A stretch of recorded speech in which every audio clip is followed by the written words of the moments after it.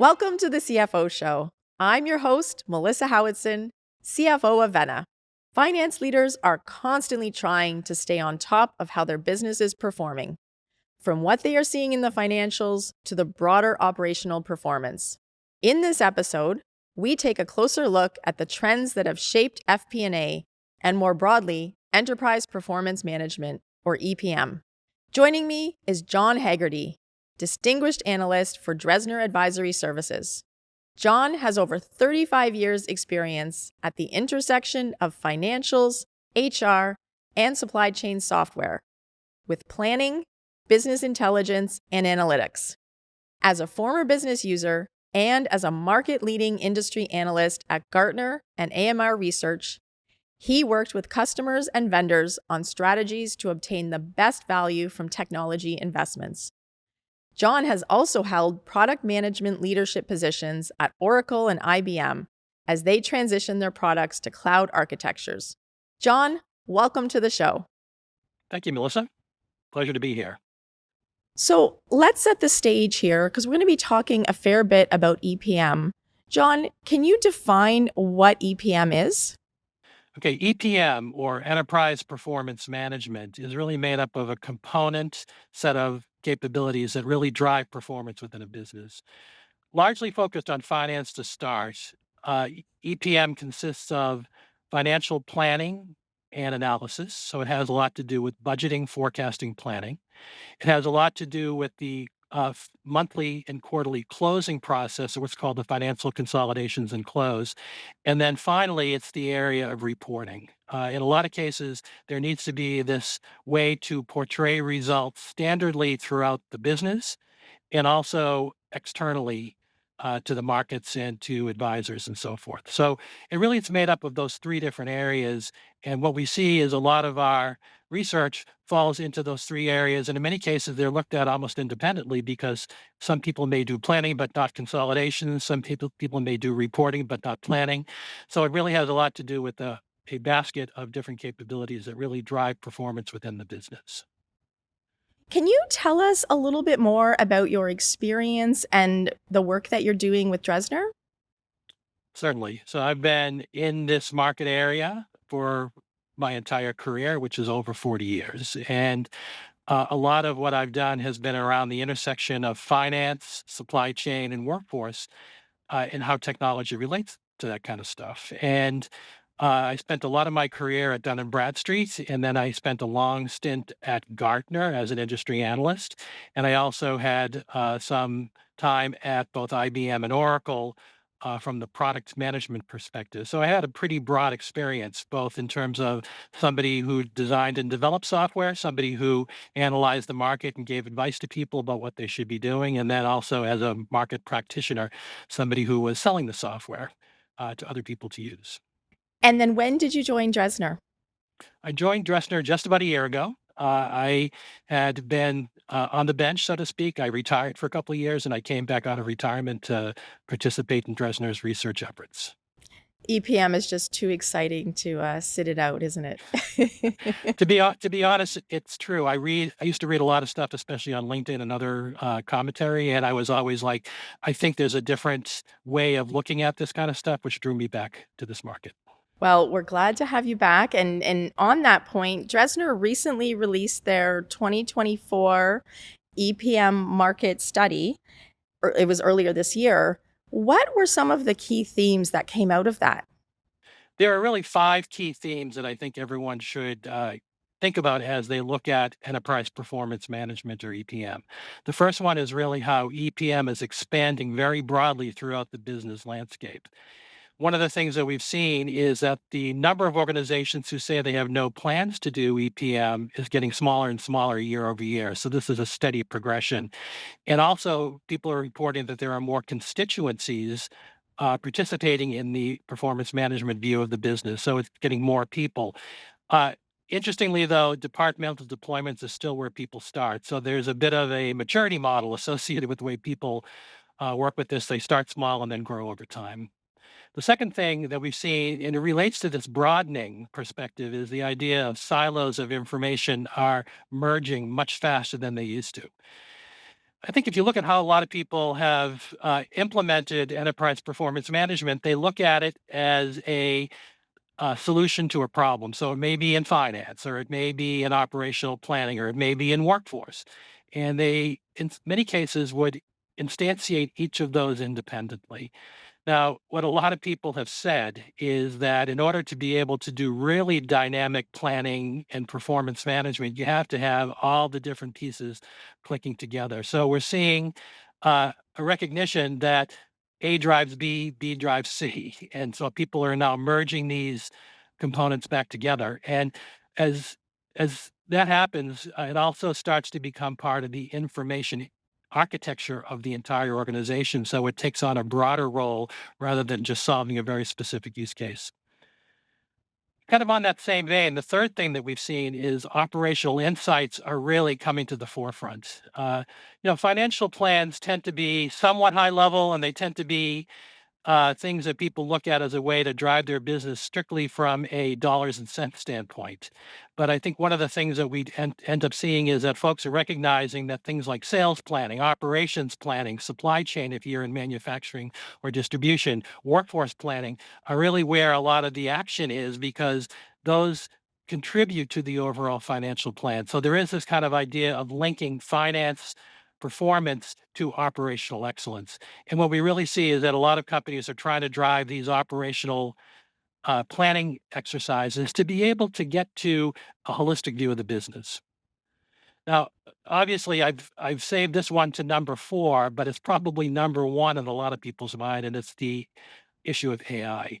And one of the things that we've seen over the last 4 or 5 years is that AI continues to grow in terms of people's acceptance of it. Although there might be some skepticism associated with it, what a lot of people are doing is they're saying, you know what, I really need to be able to use the power of AI. And that could be in terms of using natural language to query data, or being able to have the system generate uh, language-based responses. So don't just say it in numbers, but say it in English or French or German, to be able to describe what's going on, and also to be able to use pretty strong machine learning-based algorithms to do better forecasting and predictions.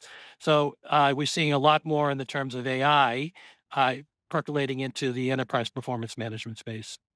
And the last one is one that I think is really looking forward to the future, is very much this idea of the impact of regulation on how an organization needs to portray itself to the outside world. I think a lot of companies who operate in many geographies recognize that each country or each geographical regulatory agency is saying that you should be doing things around environmental, social, or governance type issues. So we're seeing a lot of people really drive toward including that type of data, which is a brand new type of data for EPM, including that into the way that they report and analyze what's happening in their monthly and quarterly performance. So this is one area that we have to keep our eyes on, because as laws are put in place or regulations are put in place by governing bodies, this is going to be something people have to address. So those 5 things: EPM expanding, silos of information collapsing, operational insights moving to the forefront, AI really becoming part of the way the system operates, and then regulatory change. Those are the 5 big areas that I see people really focusing on. Wow, so much to unpack there, and thank you for summarizing that so well. Starting with the first one, which is where EPM is expanding more broadly through the organization. Are there particular areas where that is most commonly happening? You do see it going operational. So you see a lot of things in terms of workforce. You see a lot of things in terms of supply chain. If you're a higher ed institution, it's around students and what students are doing. So just think about what business you're in. And then that really is where a lot of the action is moving to right now, is how do you plan operationally, not just financially. So again, it really depends upon the industry, really depends upon the size of the company, but we do see this moving out into other areas of the organization as a way to integrate the way you plan, both from a detail all the way up to a summarized financial view of your operations. And would one of those new use cases also tie to what you said for number 5, which is the regulatory reporting It sounds like that's becoming quite a more prominent use case. Would that be right? It is, yes. It's interesting that what gets people to move when it comes down to regulations is some, I'm going to use the word threat of enforcement. And I think in a lot of cases, one of the things that we see is that as governing bodies say, you have to do this, and you have to be able to uh, portray your operations with the guise towards environmental impact, let's say, then all of a sudden that becomes a required part of what you do. It's all over Europe right now. It's all over Asia Pacific. We're getting more of it in North America. The biggest example is rules in California, which tend to weigh very heavily on the North American market because California is such a large part of this. So I think one of the things we see is as these regulations become more standard and enforceable, then people are going to have to include this new information as part of how they operate. And just to keep in mind, this is not something that you can just tweak something you're already doing. This is a whole brand new source of information that has to be analyzed and reported on. And the second one you talked about was silos of information that are starting to merge. How are companies going about making this happen? You talked about the information architecture importance, and how have some of the most successful companies in doing that approached it? A lot of it has to do with looking at this as an integrated planning issue. And when you plan a workforce, or when you plan your operations, or when you plan your supply chain, you can do all these wonderful models about how this operates. But then if it stops there, then for all intent and purpose, you're planning in detail, but not carrying that through to a higher level. And what we see is that people are saying, you know what? A connects to B, B connects to C. I said that before, and I really think it's very much about the idea of connections. So when it becomes part of the information architecture, it means that these connections are going to be instantiated in the data, not just in a logical way to think about them. So we see people saying, if I'm going to use this information holistically throughout my business, I need to be able to manage the information around it as well. So you're seeing models being combined and the data that supports those models being managed in a more centralized way rather than by department. So that to me is really where you start seeing this connection between operational planning and financial results kind of tying together because you're seeing these things being modeled together and then being executed together. So it sounds like EPM really is picking up steam then in terms of being so much more in that it's becoming full business planning. Really, it's moving to the forefront. It sounds like. That's the hope, and that's the plan for a lot of organizations, but this is one situation where the spirit is very willing, but the flesh could be a little bit weak, and we tend to see people say, "In theory, this is what we wanna get to," and some are executing towards that theory, but we also see people saying, "I'll get to it eventually, but I'm gonna do it in pieces over time." So there's a stair-step maturity model that a lot of people go through, and I think that people are still in relatively early stages of maturity around enterprise performance management. But over time, you will see these connections being made and instantiated, and more importantly, being executed on an ongoing basis. And the third one you talked about was how operational insight is moving to the forefront. And so, how is that happening in companies? Are you seeing merging of the teams, or is there ways that they're increasing that collaboration across the business? One of the biggest challenges that companies in general say that they face when they're implementing an enterprise performance management scheme is they have a hard time getting all the right people together in the right at the right place at the right time to plan for this. What we do see is that there might be an overriding view of how they want to operate, but it still tends to get executed in pieces. So the people who manage workforce, they could be from the human capital group or it could be hiring managers. They tend to look at the workforce piece of it. Supply chain managers tend to look at the supply chain aspects of it. Other operational areas such as student systems, let's say in higher ed, people who manage that will look at that. But when they are operating in unison, what happens is they start to say, When a change happens in workforce, it's going to have a financial impact. So the two will be linked together. When a change happens in supply chain, it's going to have a change impact in workforce. It's going to have a change impact in financials. So then all of a sudden, people are saying it is becoming an integrated planning story, and they still might operate in smaller pieces to get their individual requirements handled, but they look at it as a broader scope of how to manage the entire organization. And when you say moves to the forefront, can we unpack a bit more about what that means? Was it sort of behind the scenes before and now is the approach people are taking at looking at it, or what do you mean by that?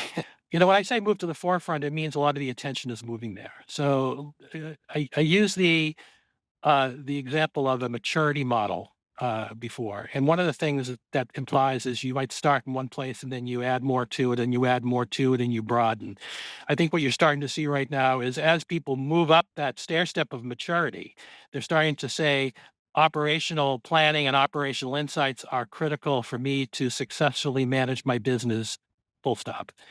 And in that way, we're saying it's moving to the forefront. It's saying that people are spending more time looking at these operational areas to be able to make sure that they get the components in place so they can do a truly integrated plan and a true integrated performance management scenario. And that's where it's moving to the forefront is the conversation is going outside of finance and being able to say what drives finance and then how do you tie them all together.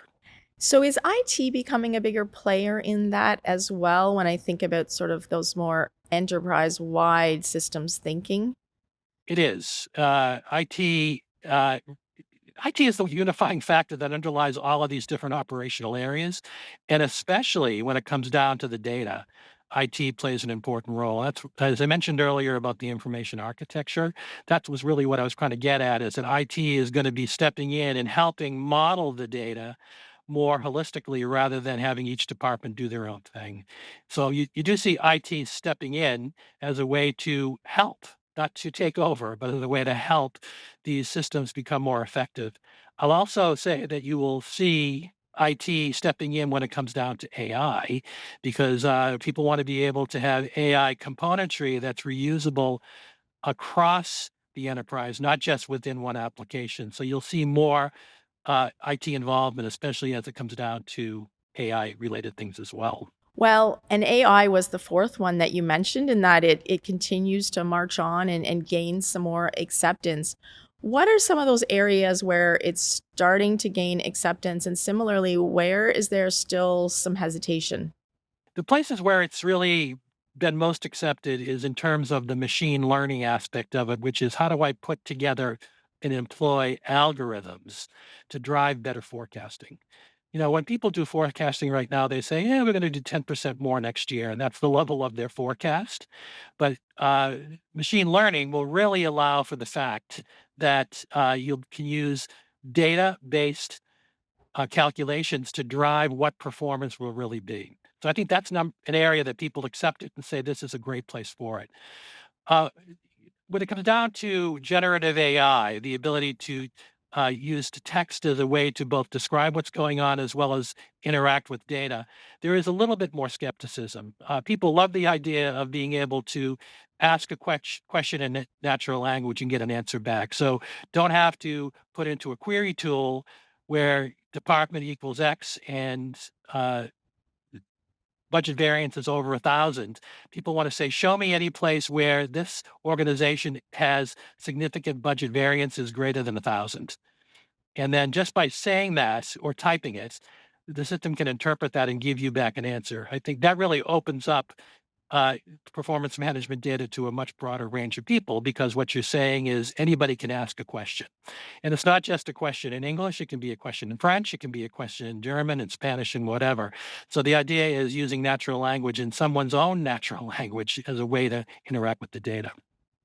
So people like that, but there's a little skepticism about will you really get the right answer when you do that? Well, and that's where I think the humans come into play, right? The humans need to understand how this is working and then be able to train the models, interpret, know if the data coming out is not what you need, understand what kinds of questions even are being asked by the business so that you can make sure that you're helping train it and increase the relevancy there.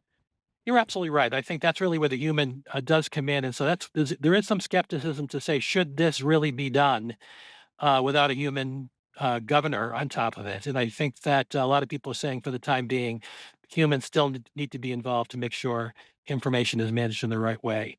There is one more thing I wanted to say about AI. And when you talk to a lot of people in finance, they spend a lot of their time doing narratives. Why is this the way it is?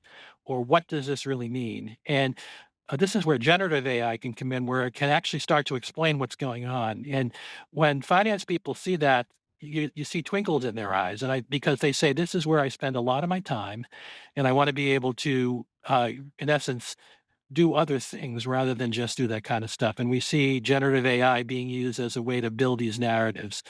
Just like before, you wouldn't necessarily want those narratives to be automatically created without anybody looking at them. But if you can get 75 or 80% of the way there, that's a huge productivity gain for a lot of people who do a lot of this writing on a monthly and quarterly basis. Absolutely. There's no doubt that freeing up our time and being able to then feel like we're adding even more and more value to our businesses, that's what makes the job exciting. We just have Great. to get to our comfort zone on it, I think, and we're in the early innings for sure. Absolutely. So the last one you talked about was regulation and how regulation is also driving new investment. Are there particular one or two top areas where this is true?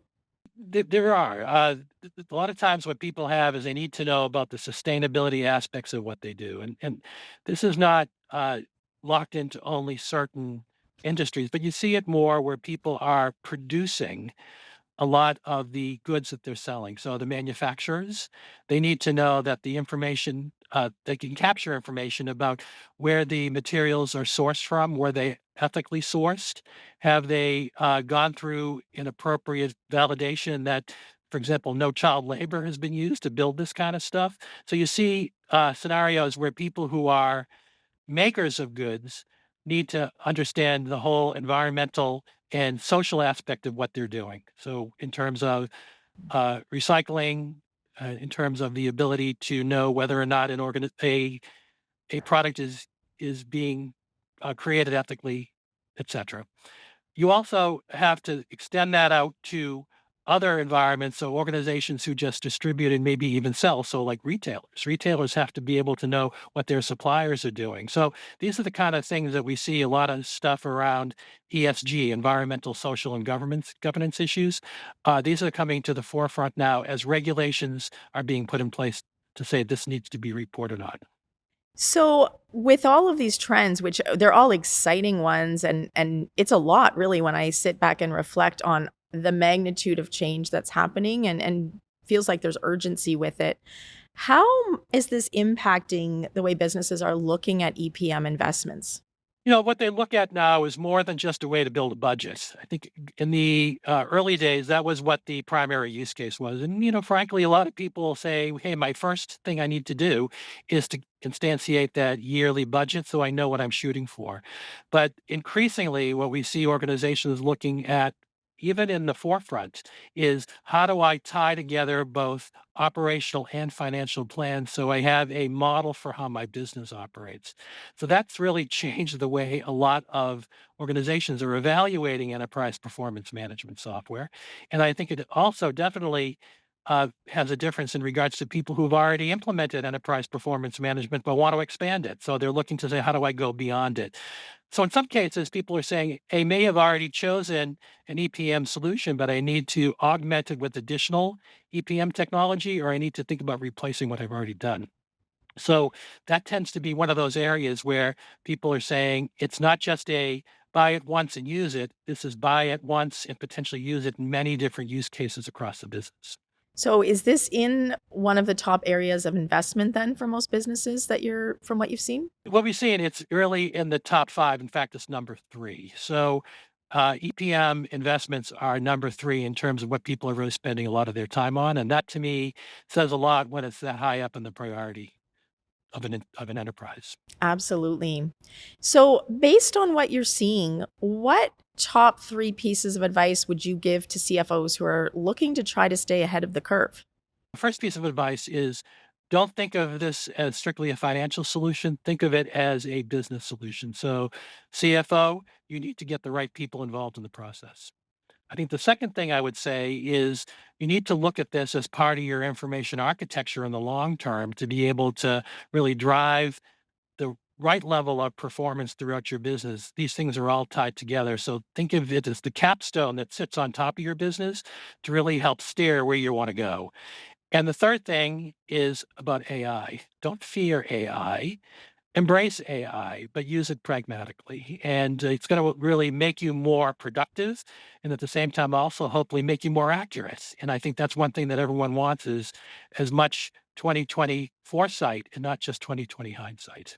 I think that's great advice. Now, as you look ahead, where do you think you'll be focusing and what areas are you keeping an eye on? Absolutely looking at AI and the impact of AI going forward. This is something that we have monitored for the last 6 years, and we see a steady march up in terms of acceptance. We want to see will it continue to do that steady march, or will you start to see that hockey stick where it will start to take off in a very big way? So AI is number one. Number two, really getting into these operational planning areas more in detail. Since a lot of the buyers of EPM software tends to start in finance, I think it's easy for researchers to focus on finance, but I think it's important that we look more broadly. So we'll be looking to a lot of more of these operational areas. And the third area is very much around this ESG, the environmental, social, and governance. What impact will that really have? And in some cases, we have to watch the regulatory landscape in order to determine where that ends up, because the more people are forced to do this, the more people will do it. And, I've been around long enough to know the impacts of governance issues. And what I want to go back to is Sarbanes-Oxley in the US, which was, I hate to say, 20 years ago. But that really caused people to have to stop, take a deep breath, and then rethink what they did. And if I were to say, where will we be in the next few years in regards to ESG, environmental, social, and governance issues, I think we could be in a similar situation as that becomes more of how organizations need to portray their operations to the outside world. John, thank you so much for sharing your insights today. Now, whenever we have a guest on, we do have 2 rapid fire questions that we like to ask. So are you ready? I'm ready. The first one is, what do you see as the hallmark of mature financial organizations in terms of how they operate? They think holistically. I think that one of the key things that I've seen is that finance organizations who don't look at their role as controlling the business, but look at their role as guiding and managing the business, those are the ones that I view as being much more highly effective and also much more forward-looking. And the second one, what is your go-to to stay productive during the workday? So as soon as we finish up this recording, I'm going to go outside for a walk. So one of the things that I view as remaining productive is to step away from my computer, go out, get some fresh air, and then come back in and go at it. Well, I hope it's a beautiful day there where you are so that it's a nice walk. It certainly is. Very good. Excellent. John, thanks again. Always like to hear Dresner's insight. You're very much on top of what's happening in the space. So thank you for spending your time today to share that with our audience. It's been my pleasure. Thanks for the opportunity. If you enjoyed this episode and want to learn more, sign up for our free newsletter, where each week you'll get a roundup of exclusive resources designed to help you grow your leadership skills and drive strategic transformation across your business. Visit the CFOshowpodcast.com to sign up now. For the CFO Show, I'm Melissa Howatson. Until next time.